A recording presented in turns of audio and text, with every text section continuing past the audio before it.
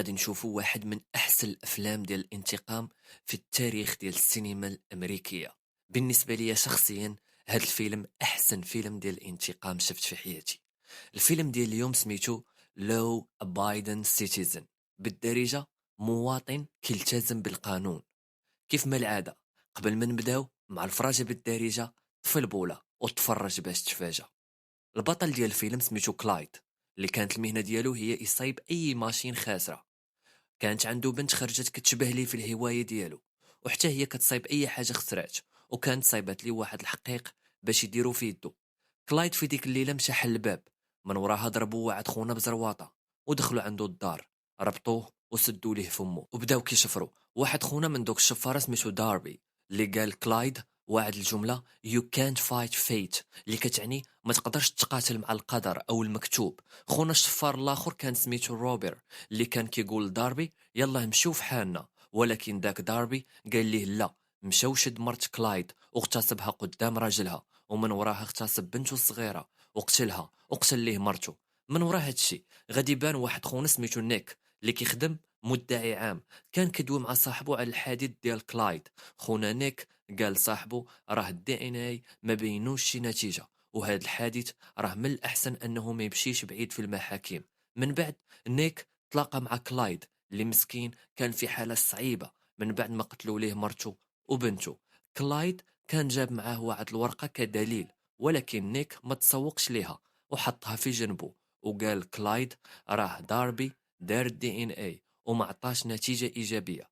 داك الشي علاش غادي نحكموا عليه ب5 سنوات، ولكن راه تبين بان الروبر هو اللي قتل لك بنتك ومرتك. داك الشي علاش حكمت عليه المحكمة بالاعدام. كلايد صدم وما فهم والو، وقال نيك انا راه شفت داربي هو اللي قتل مرتي وبنتي، وروبر ما دار والو.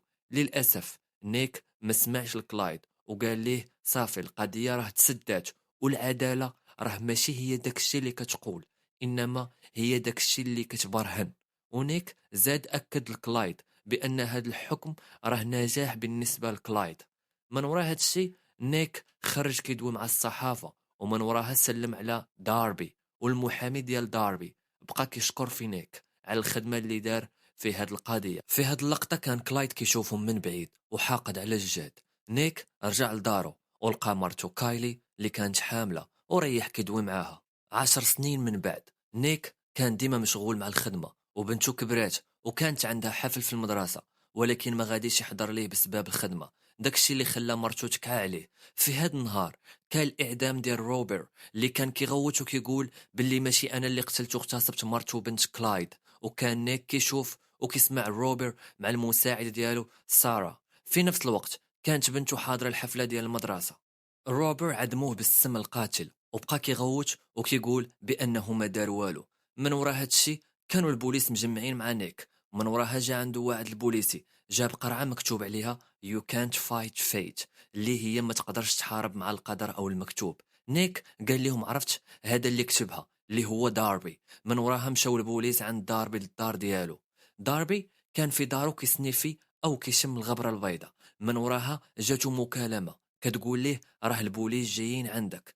داربي خرج كيجري وتيري على البوليس، وجاتو مكالمه اخرى كتقول ليه الا بغيتي تهرب لوح الفردي ديالك وتبع هاد الطريق اللي غادي تخرجك في الطوموبيله ديال البوليسي اللي غادي تلقاه ناعس. داربي خدا ليه الفردي وقال ليه ديماري الطوموبيل. من وراها داربي دا داك البوليسي لواحد البلاصه خاويه وقال ليه خرج. داربي كان باغي يقتل داك البوليسي، ولكن غادي يلقاه هو كلايد، وكان داير في داك الفردي اللي خداه داربي براوات ديال واحد الماده كتسلل بنادم.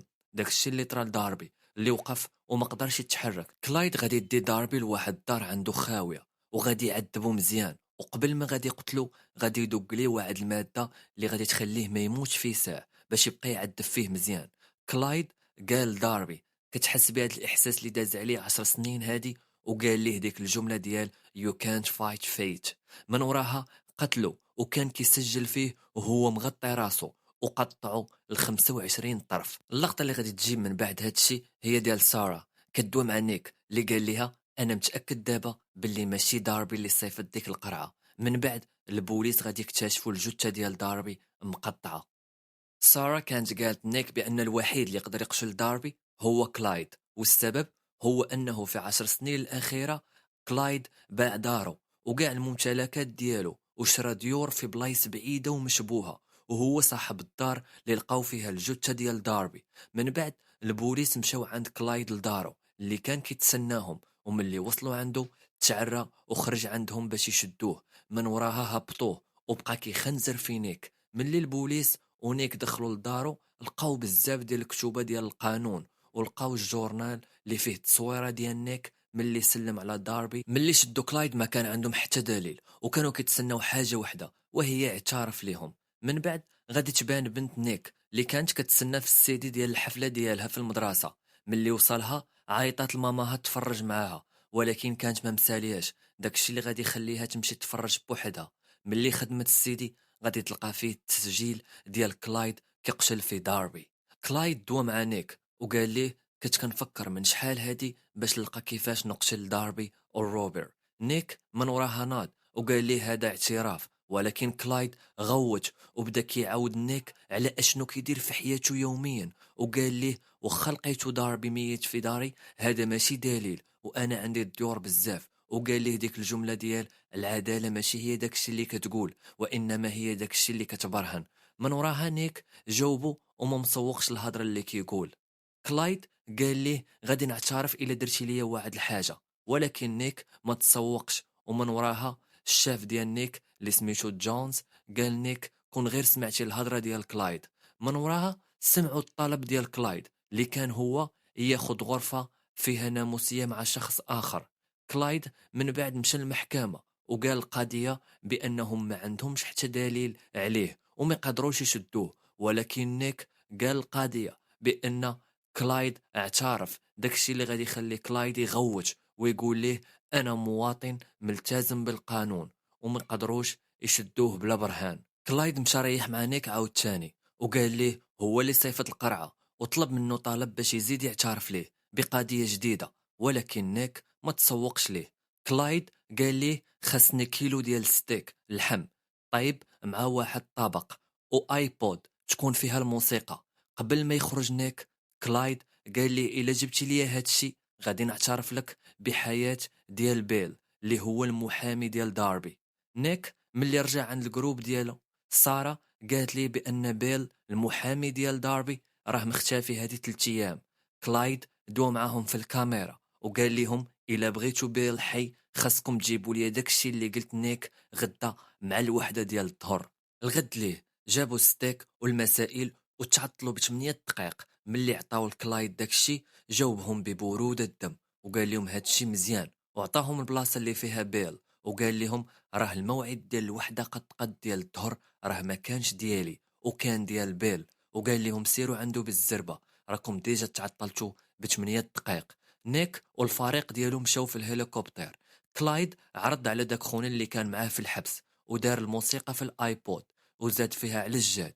كلايد ملي كلا ستيك ديال اللحم ديالو خزل العظم وناض خشى في داك خونا اللي كان معاه وقتلو. في هاد اللقطة نيك كان وصل البلاصة اللي فيها بيل ولقاو ميت ب8 دقائق حتى استقاد ليه الاكسجين، وعرفوا انهم كون احترموا الوقت اللي قال لهم كلايد كانوا غادي يجيو ويلقاو بيل باقي حي. من ورا هادشي غادي يديو كلايد لحبس اخر وغادي يعطيوه غرفة بوحدو، وغادي يجي عنده نيك وغادي يقول ليه علاش كتقتل هاد الناس، وراه العقيق ديال بنته وقال ليه واش مرتك وبنتك غادي يكونوا فخورين بهادشي اللي كدير. كلايد ما جاوبوش وخلى نيك خرج في حاله. نيك ملي خرج تلاقى مع واحد خونا من الحكومة الأمريكية اللي قال لهم بأن كلايد مخطط لهادشي كامل وهو اللي كان باغي يدخل الحبس ويجي لهاد الحبس على قبل الخطط اللي كان كيوجد فيهم في 10 سنين الأخيرة. وقال نيك الحل الوحيد هو تقتل كلايد حيتاش عنده خطة باش يقتل اي واحد وقف مع دوك خوتنا اللي قتلوا ليه عائلته. وقال نيك راه كلايد الا بغى يقتلك غادي يقتلك بسهوله. من وراء هادشي نيكو جونز مشاو عند القاضيه اللي مكلفه بهاد القضيه ديال كلايد وقالوا ليها باش تحيد الحقوق ديال كلايد كمواطن باش ما يبقى حتى واحد يزورو في الحبس. القاضيه اتفقات معاهم، وقبل ما توقع على هذا الاقتراح جاها اتصال في الهاتف ديالها. ملي جاوبت تفرق عليها التليفون في راسها وماتت.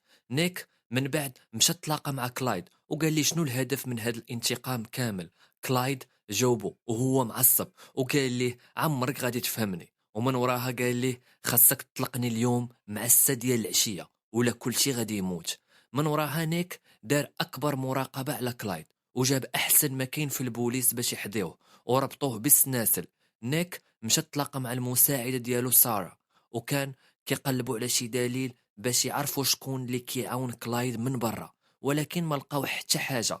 ملي فاتت 6 ديال العشية سارة سولات نيك وقالت ليه واش ما ندمتيش على القرار اللي خديتيه بخصوص القضية ديال كلايد. قال ليها نيك بأنه تبع القانون وداكشي اللي دار هو اللي كان خصو يدار. من وراها نيك قال كاع البوليس اللي كانوا معاه باش يمشيو لديورهم.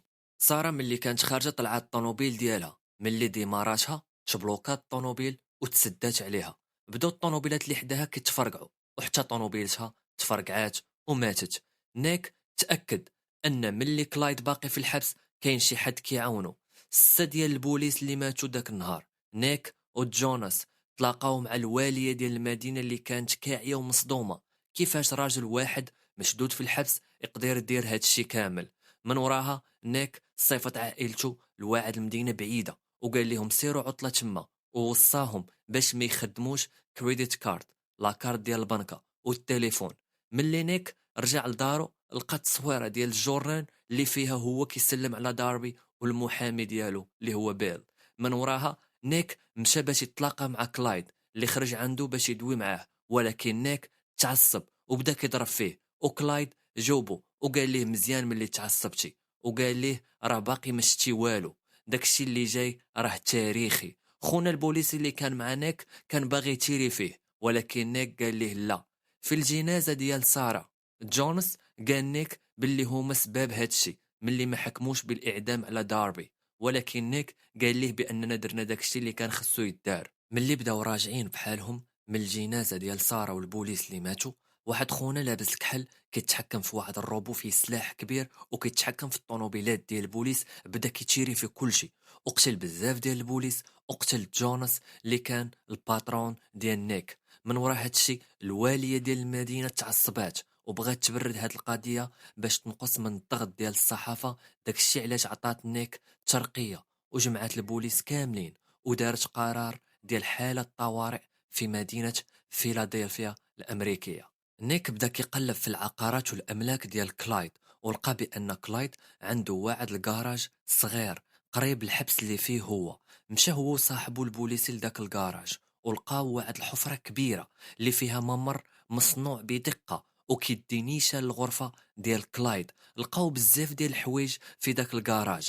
ملي مشاو الغرفه ديالو في الحبس لقاو كلايد ما كاينش تما. كلايد كان دبر على لبسه ديال رجل تنظيف باش يمشي يقضي واحد المهمه. نيك لقى في داك الكراج بزاف ديال الكاميرات، منهم كاميرا على دارو هو نيت وعلى كاع الديور ديال البوليس اللي كانوا خدامين مع نيك. في هاد اللحظه كان كلايد كيوجد قنبله باش يقتل الواليه ديال المدينه اللي كان عندها لقاء على الامن في المدينه. نيك مشى هو صاحبه المقر ديال الولايه ودخلوا لقاو واحد الباليزه شكوا فيها القنبول. جابوا مختص ديال المتفجرات اللي حل الباليزه ولقاو قنبله اللي متحكم فيها عن بعد بتليفون وتقدر تفرقع في اي لحظه. البوليس كانوا حاضرين الكراج ديال كلايد وشافوه راجع. كلايد ملي دخل رجع نيشان الغرفه ديالو في الحبس وبقى مقابل الواليه بالكاميرا. ملي كلايد دخل الغرفه ديالو لقى نيك تما اللي قال ليه على كل شيء وقال ليه بانه عاقب الخطه ديالو. كلايد جاوبو وقال ليه واش دابا جاي باش تقول لي ما تفرقعش الواليه. نيك جاوبو وقال ليه ما كنطلبش شي حاجه من المجرمين. ومن وراها كلايد قال ليه اسمح لي ولكن غادي نفرقع المبنى ديال الولايه. كلايد ضرب التليفون، داكشي اللي خلى نيك يعطي العقيق ديال بنته وخرج في حاله. من وراها البوليس سدوا على كلايد اللي اكتشف بان الباليزه ديال القنبله كاينه تحت الناموسيه ديالو. قبل الانفجار كلايد بقى شاد العقيق ديال بنته حتى تفرقعات القنبله، ونيك غادي يبان خارج من الحبس والانفجار من وراه.